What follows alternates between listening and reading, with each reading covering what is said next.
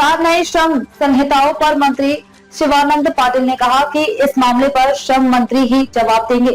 अलग उत्तर कर्नाटक की मांग पर उन्होंने बताया कि यह मुद्दा बेलगाम के शीतकालीन सत्र में उठ चुका है।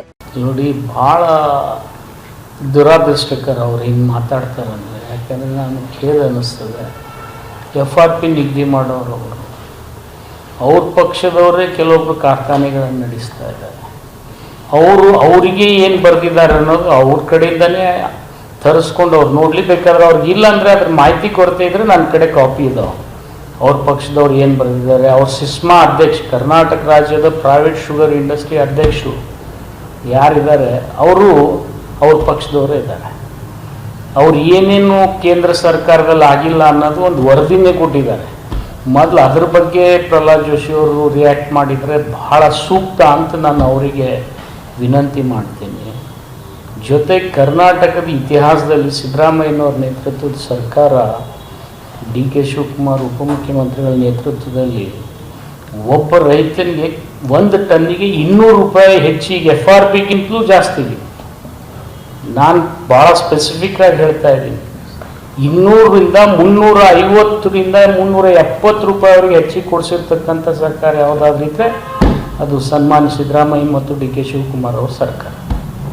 ಇದು ಪ್ರಹ್ಲಾದ್ ಜೋಶಿ ಅವರು ಮಾರ್ಕ್ ಮಾಡಲಿ, ವ್ಯತ್ಯಾಸಿದ್ರೆ ನಾನು ತೋರಿಸ್ಕೊಡ್ತೀನಿ.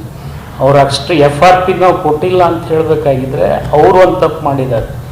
FRP ಇನ್ಕ್ಲೂಡಿಂಗ್ HNTನೂ ಎಕ್ಸ್ಕ್ಲೂಡಿಂಗ್ HNT ಅವ್ರು ಸ್ಪೆಸಿಫೈ ಮಾಡಬೇಕು.